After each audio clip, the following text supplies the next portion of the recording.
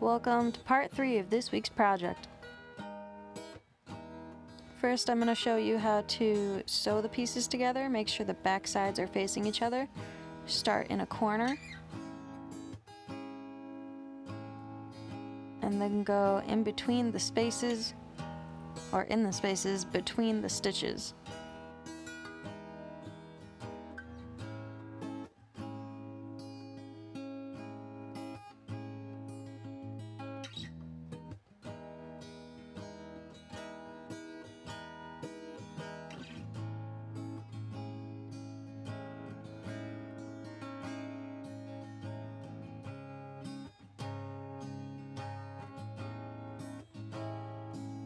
It's easiest to work with the pieces back to back because it's more stable in your hand. You have a little bit more control over the pieces.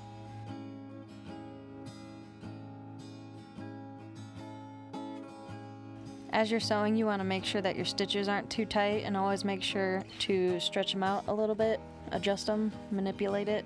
That way it's not wonky when it's finished.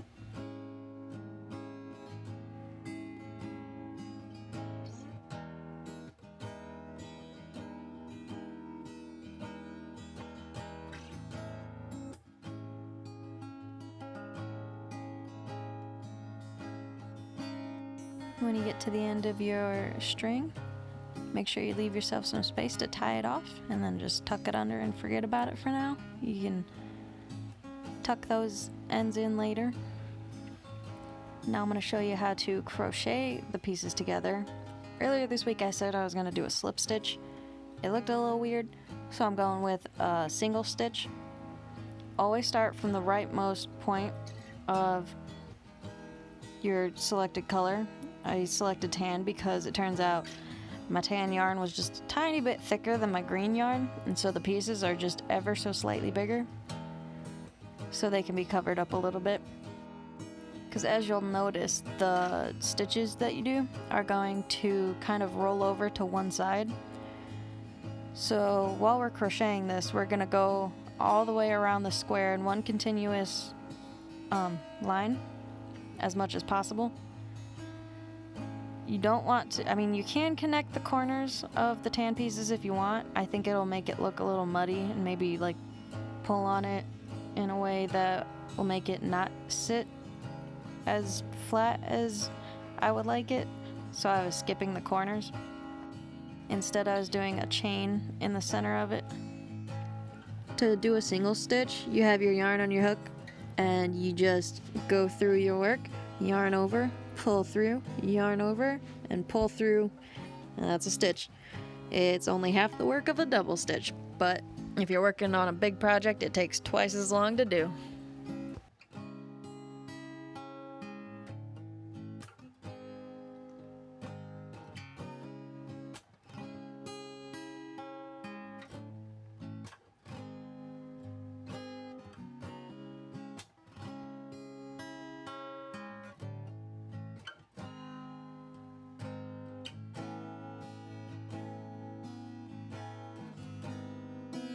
Once you've gone all the way around the square, do what we did in the first video and just slip stitch the first and your last stitch together.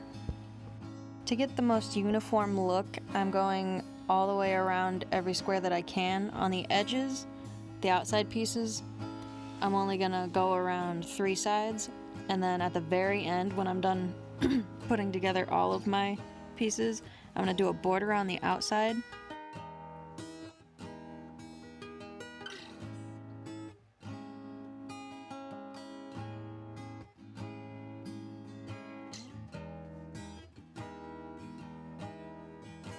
Again, start from the rightmost side because you're going to be working to the left.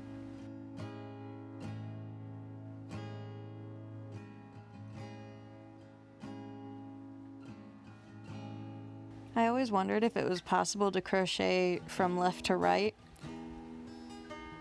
and so I tried putting the hook in my left hand and just mimicking what I would do with my right hand but backwards, and I could not figure it out. If anybody can figure that out, let me know, because I would love to be able to switch hands. That would be so cool. I've never seen anybody use their left hand though. I don't know if anybody's ever tried.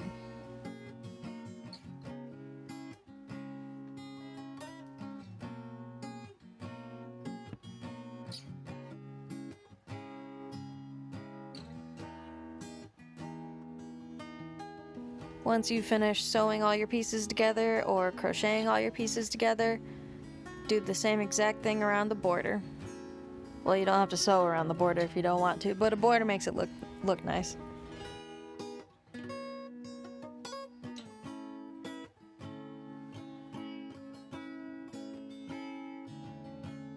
Thanks for following along with the project. Remember to show me your work so that I can give you a shout out. Remember, next week we're going to be painting pieces to go along with our checkerboards.